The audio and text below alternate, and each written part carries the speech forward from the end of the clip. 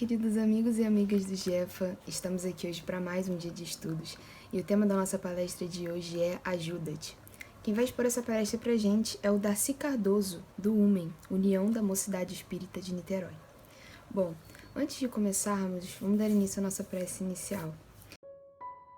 Então, nesse momento vamos elevar os nossos corações a Deus, deixar todos os nossos problemas de lado, tanto os nossos problemas pessoais quanto os nossos problemas sociais, deixar tudo que está afligindo o nosso coração nesse momento de lado, para que a gente possa dar toda a nossa atenção e ceder todo o nosso coração para os ensinamentos que o estudo de hoje tem para a gente, para todos os ensinamentos de Jesus, que a gente também não possa só ouvir, mas que a gente possa aplicar no nosso dia a dia, para que a gente trabalhe cada vez mais na nossa evolução.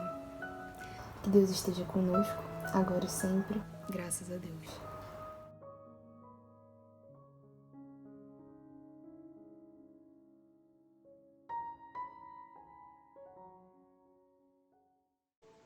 Boa noite, irmãs e irmãos, queridos amigos do Grupo Espírita Francisco de Assis.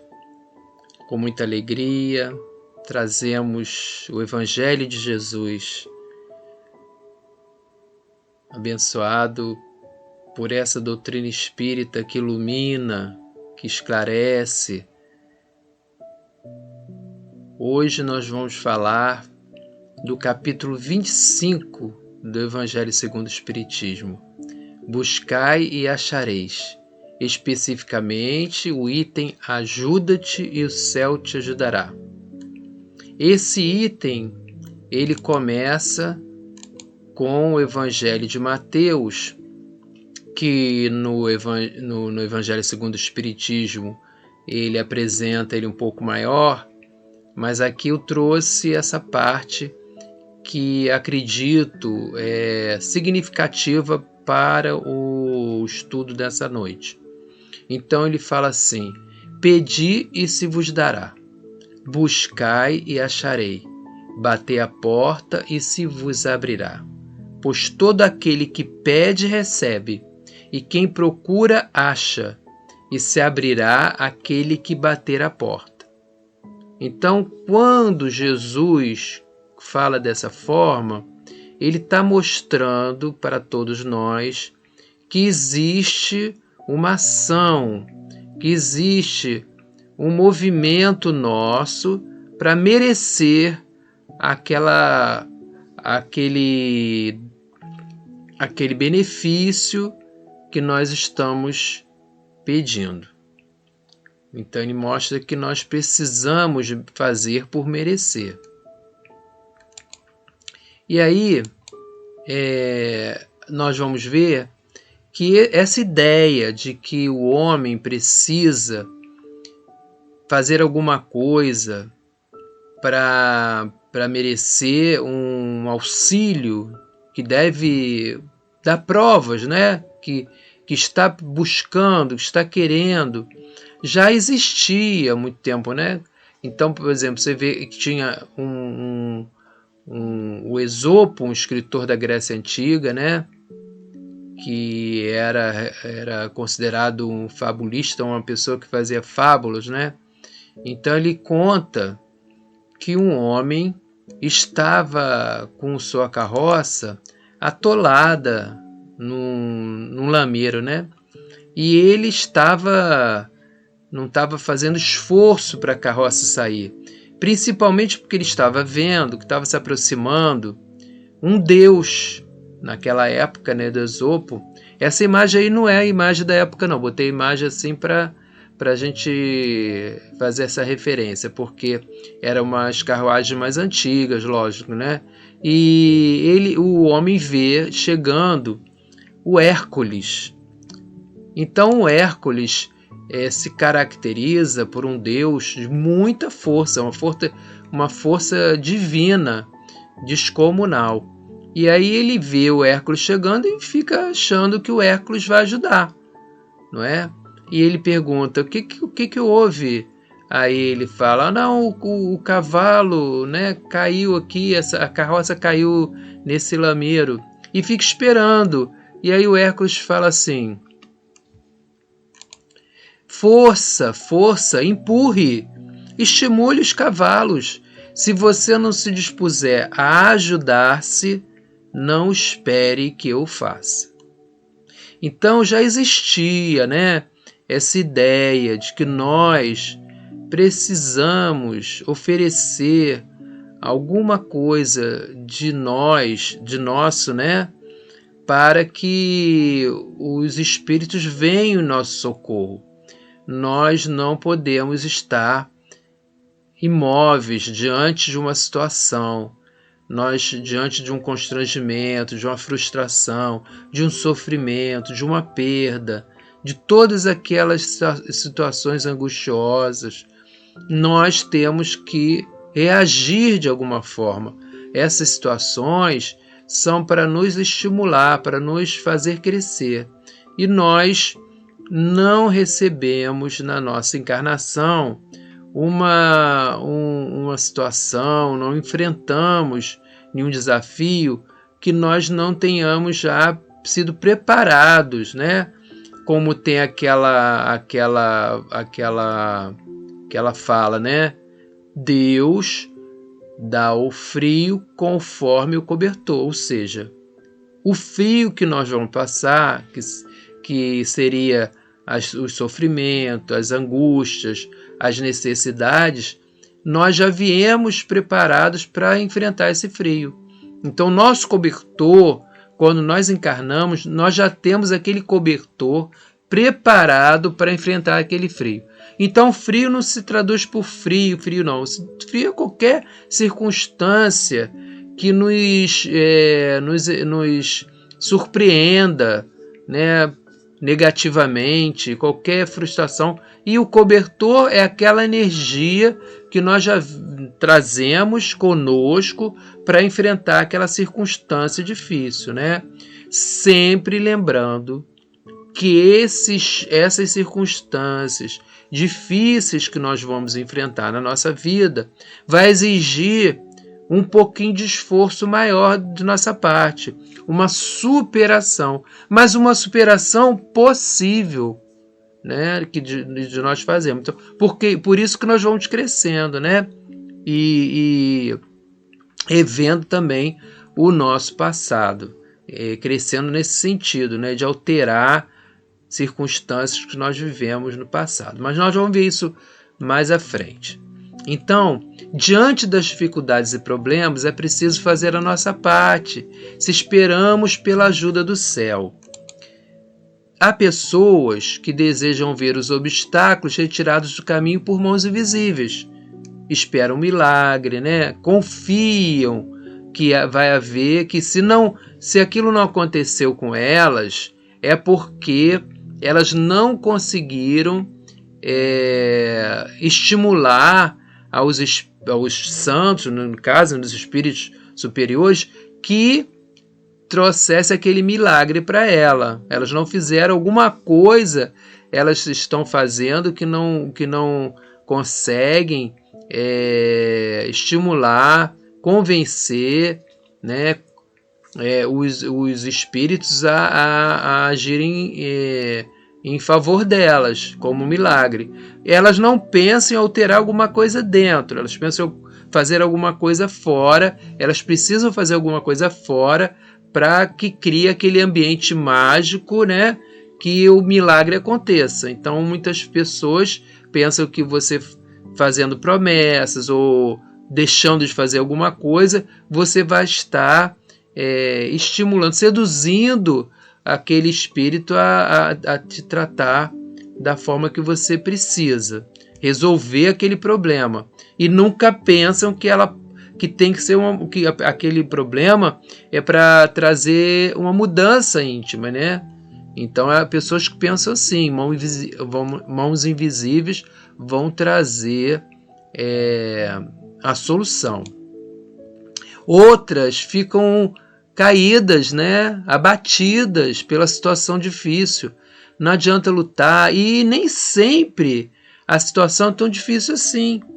A situação tem solução, mas qualquer coisinha, qualquer dificuldade, as pessoas já ficam se achando prejudicadas, não se acham agraciadas pelos poderes divinos, né? Então elas já se abatem e não querem sair daquela dificuldade. E outras não são perseverantes, vem uma dificuldade, tenta só um pouquinho, mas não faz aquele esforço, né, verdadeiro que necessita para sair daquela situação.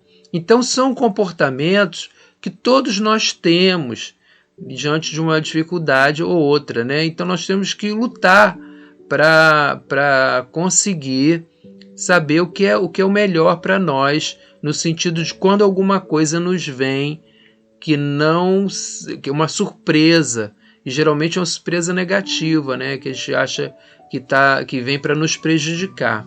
Então nós temos que saber como agir. E aí o Emmanuel, nessa página diante do conformismo, ele fala assim: conformismo é adequar-se a todas as circunstâncias, ou seja, é você achar que aquela situação que aconteceu é uma situação que você tem que passar mesmo, que está escrito no seu destino. Então você vai conformismo, né? E conformação é a aceitação voluntária e serena das dificuldades e obstáculos da vida. Então, qual é a diferença, né? O conformista, ele vai se adaptando às convenções e ilusões da vida e adapta os ensinamentos do Cristo às suas próprias conveniências, muitas vezes distorcendo, e segue a sua vida à maneira do mundo. Então, o conformista é aquele que aceitou as orientações e as ilusões que mudam, né? Mudam conforme a cultura, mudam conforme a história, né? A história tem mudado tantos conceitos, o que era verdade numa época culturalmente, noutra época não é, o que é aceito numa época, noutra época não é. Então o conformista, ele vai se adaptando, e quando ele é cristão, né, quando é cristão, que conhece os ensinamentos do Cristo, como diz Emmanuel, né, ele vai adaptando as suas conveniências. Então o ensinamento, ele tem um caráter, né? Fala para a pessoa, orienta a pessoa para um lado, e a pessoa tenta mudar aquilo para adaptar à conveniência, e nem sempre é uma maldade, né? Não é isso. É que a pessoa iludida, ela tenta adaptar o Cristo, as mensagens do Cristo, à sua vida, a sua cultura, né? E a gente sabe que muitas vezes a mensagem cristã pede para que nós vençamos essas circunstâncias, essas convenções, né? Jesus não aceitou algumas convenções que iam de encontro, né, a sua caridade, sua bondade, né? Ele curava no sábado, ele não respeitava as questões da cultura da época, que dizia que alguma pessoa era imunda, outra pessoa não era. Ele não respeitava. Ele foi, de uma certa maneira, um revolucionário, né? Então, ele até morreu por causa disso, né? Ele não aceitou viver segundo as ilusões daquela época, que ele sabia que eram as convenções e que estavam muito diferentes, né? E especialmente os sacerdotes, eles não estavam trazendo, né, a ideia realmente da evolução que nós precisávamos, né? Então esse é o conformista, diferente do conformado, que é aquela pessoa que O conformado é aquele fiel verdadeiramente a Jesus e aceita com naturalidade as dificuldades que o envolve, compreendendo que elas são colheitas de sua plantação. Sabe que perante as leis divinas, tudo que faz ou já fez gera ou gerará consequências para si próprio. Mas olha só, veja bem, ele é conformado, ele sabe que aquilo ali veio para ele porque ele tem um compromisso assumido com aquelas questões, mas ele não deixa de lutar, né? Aí não está falando que ele é por isso que ele é conformado. Ele sabe, ele faz, ele está em paz com aquela situação, mas ele não deixa de tentar resolver, porque sabe que nesta busca para a solução nós vamos desenvolvendo as nossas qualidades morais, principalmente, né? Nós vamos amadurecendo moralmente. Então, nessa busca de uma solução, nós entendemos, nós aceitamos, mas não deixamos de buscar uma solução, né? Nossa vida atual é fruto do planejamento reencarnatório, a que estamos submetidos e colheita do que plantamos no passado. Tanto quanto nossa próxima existência está sendo definida agora através de nossas ações, frutos de nossos pensamentos e sentimentos utilizados em nossos relacionamentos, né? É na relação que a gente cresce, né? Ninguém se isola e vai crescer, né? Nós precisamos nos relacionar e nessa relação nós vamos interagindo e vamos encontrando esses desafios que nós dizemos que são fatais, porque são desafios que acontecem na nossa vida, mas que nós escolhemos, quer dizer, é o livre-arbítrio que nós escolhemos, mas nós temos aquelas situações fatais e que nós já estamos preparados para passar por ela e que vão pedir de nós uma superação. Aí que nós vamos crescer. Então,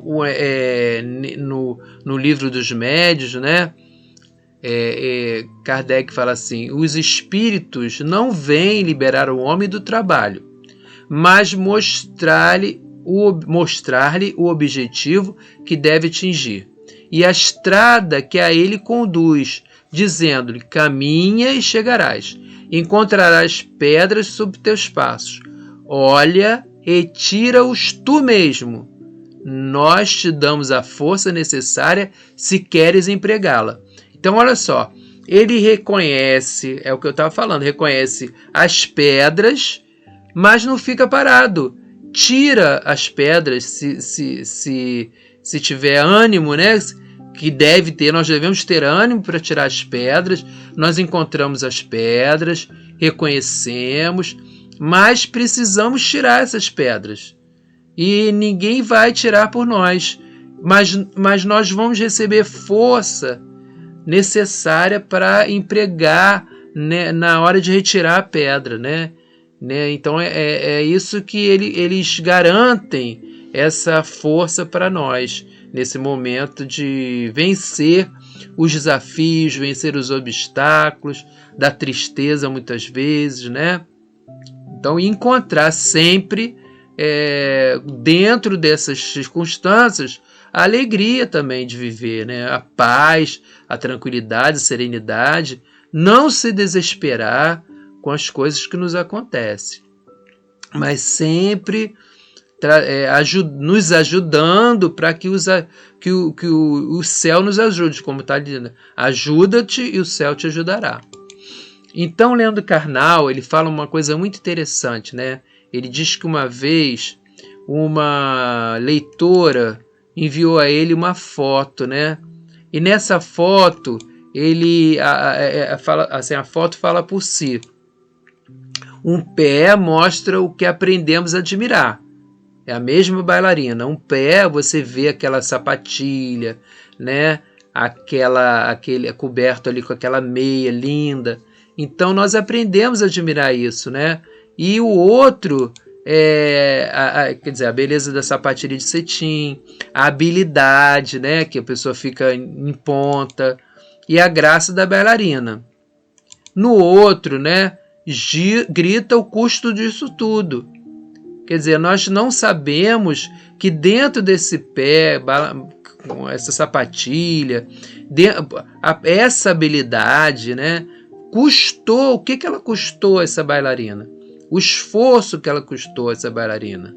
Então, essa bailarina, ela, para alcançar aquela excelência, né, ela se esforçou. Ela precisou se esforçar e aí conquistou, né, aquela excelência. Então nós não podemos falar assim, foi sorte. Ah, que sorte que ela deu. Não, aquilo foi esforço, mas também apoio espiritual. Porque sem apoio espiritual também nada acontece. Então aquela pedra que ela tirou, a pedra que ela tirou do caminho que ela fez para alcançar essa qualidade, ela teve ajuda dos espíritos, né? Todo conhecimento existe a partir de algumas dores e muitos esforços. Pouca gente percebe que um ser que fala bem línguas, ou dança, ou toca instrumento, ou cozinha bem, tem atrás da beleza do que faz um enorme currículo de horas dedicadas, baladas perdidas e dores. Ele fala isso. Então ele diz que ele também, né? As pessoas falam assim, Leandro, você teve muita sorte, né? Você veio com um dom maravilhoso. Ele fala, não, esse dom eu posso ter tido um apoio, né, da minha natureza, mas eu tive que estudar muito. Ele fala, tive que dar muito de mim para estudar, perder, como ele fala, perder festas, né? E para ficar estudando, horas dedicadas ao estudo. Então ele fala que não foi um esforço, assim, uma gratuidade, né? Eu recebi de graça isso. Ele fala que ele se esforçou muito. E ele vem falar que toda arte, né, todo conhecimento tem uma renúncia de alguma coisa, tem um preço, né? Aí ele fala também que na França existe esse gosto do esforço. Eu nem me atrevo a falar como é que é em francês.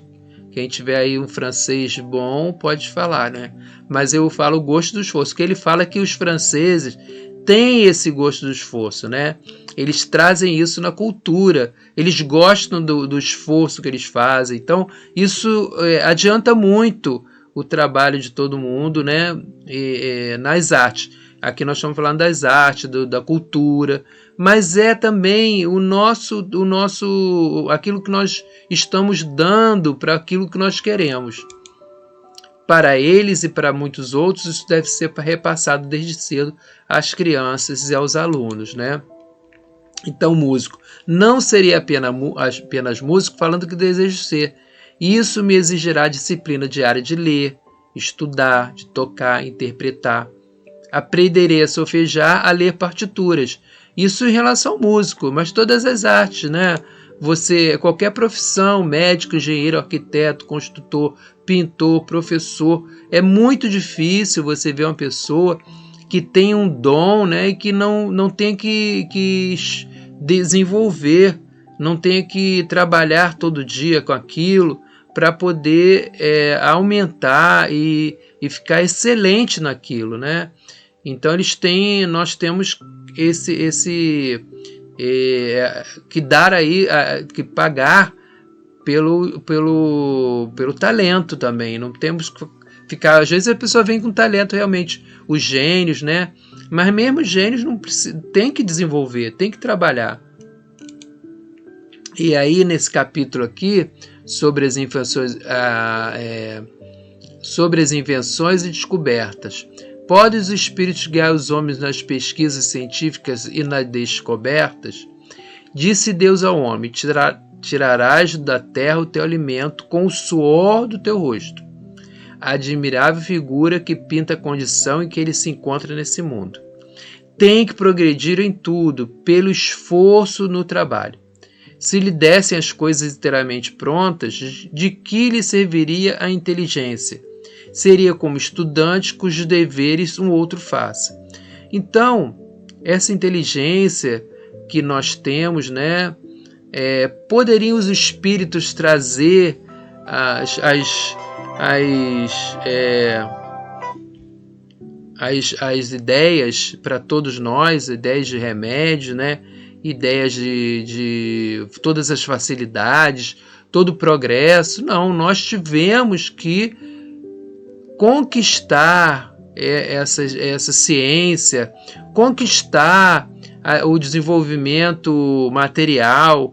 Tudo que nós criamos, né, foi conquista também da inteligência na matéria, mas também com muita ajuda do plano espiritual. Mas se nós não tivéssemos nos esforçado para conquistar, também não teria essa ajuda, né? E aí nós vemos aqui a questão dos samaritanos, que até no plano espiritual os espíritos precisam também dar um sinal de que eles querem mudar. Então, os samaritanos, vocês lembram, né? É uma organização dos espíritos benfeitores. Em nosso lar, eles prestam serviço nas regiões do umbral. Resgatam criaturas que já demonstram condições de serem amparadas na colônia. Um espírito só pode ser ajudado pelos samaritanos quando deseja com sinceridade ser ajudado. Não se pode ajudar ninguém à força. Não se perde tempo resgatando espíritos revoltados, pois se não querem mudar, não poderão mudar à força. Sua revolta ainda poderá atrapalhar os trabalhos e a recuperação dos outros espíritos dentro dos postos e hospitais. E aí, nós vemos ali, né, no anterior, que isso também se dá com quem está em processo de vícios, né, nos vícios, a pessoa que está muito viciada, tanto em álcool ou em jogo, em qualquer coisa. Se ela não quer realmente sair, ela não pode ser ajudada. Ela tem que dar a entender e se reconhecer uma pessoa doente para poder receber aquela ajuda e querer realmente ajuda. Então, enquanto a pessoa não quer encarnado, ela não quer mudar, seja em qualquer circunstância, a gente não adianta oferecer aquela proposta de mudança, né? Então, essa também, no plano espiritual, o espírito só pode ser ajudado quando ele quiser sinceramente ser ajudado. E aí, para encerrar, né, tem essa página do Fonte Viva. Que tendes? Quantos pães tendes? E disseram-lhe 7. Quando Jesus, à frente da multidão faminta, indagou das possibilidades dos discípulos para atendê-la, de certo procurava base a fim de materializar o socorro preciso. Quantos pães tendes? Essa era a base, né, material para acabar com aquela circunstância da fome. A pergunta denuncia a necessidade de algum concurso para o serviço da multiplicação. Conta-nos o evangelista Marcos que os companheiros apresentaram-lhe 7 pãezinhos, dos quais se alimentaram mais de 4.000 pessoas, sobrando apreciável quantidade. Isso é informação de Emmanuel, né? Teria o mestre conseguido tanto se não pudesse contar com recurso algum? A imagem compele-nos a meditar quanto ao impositivo de nossa cooperação para que o celeste benfeitor nos felicite com os seus dons de vida abundante. Então precisa que nós cooperemos de alguma forma. Uma mínima cooperação nossa reverte para a gente em abundantes benfeitorias, né? Abundantes ajudas abundantes, né? Poderá o Cristo edificar o santuário da felicidade em nós, para nós, se não puder contar com os alicerces da boa vontade em nosso coração? A usina mais poderosa não prescinde de tomada humilde para iluminar um aposento. Muitos esperam o milagre da manifestação do Senhor, a fim de que se lhes sacie a fome da paz e conforto. Mas a voz do Mestre no monte continua ressoando inesquecível. Que tendes? Infinita é a bondade de Deus. Todavia, algo deve surgir do nosso eu em nosso favor. né? Nós devemos pedir, mas oferecer alguma coisa para que Jesus possa trabalhar em nosso favor. Os benfeitores, os amigos, né? Eles esperam de nós um movimento mínimo para trazer muita ajuda, recursos maravilhosos para nos ajudar. Em qualquer terreno de nossas realizações para a vida mais alta, apresentemos a Jesus algumas reduzidas migalhas de esforço próprio. Estejamos convictos de que o Senhor fará o resto. Então, encerrando a nossa reunião, nós vamos ler uma poesia que vai falar para a gente, que é a ajuda-te, não, essa ainda é ajuda-te, ó céu te ajudará, e lhe pedir, sobretudo, a força que nos falta para vencermos os nossos maus pendores, que são para nós piores do que os maus espíritos, porque são essas tendências que os atraem, assim como a corrupção atrai as aves de rapina. Então agora sim, nós vamos encerrar com um texto que é uma poesia. É uma oração composta por São Leão Magno contra o desânimo. Recomeçar sempre. Não desista nunca, nem quando o cansaço se fizer sentir, nem quando os teus pés tropeçarem, nem quando os teus olhos arderem, nem quando os teus esforços forem ignorados, nem quando a desilusão te abater, nem quando o deslize te desencorajar, nem quando a traição te ferir, nem quando o sucesso te abandonar, nem quando a ingratidão te desconcertar, nem quando a incompreensão te rodear, nem quando a fadiga te prostrar, nem quando tudo tem aspecto do nada, nem quando o peso do erro te esmagar. Invoque sempre a Deus, sorria e recomece. Queridos, essa foi a pequena exposição falando do Te Ajuda-te e o céu te ajudará. Que Jesus possa nos abençoar e nos dar muita paz.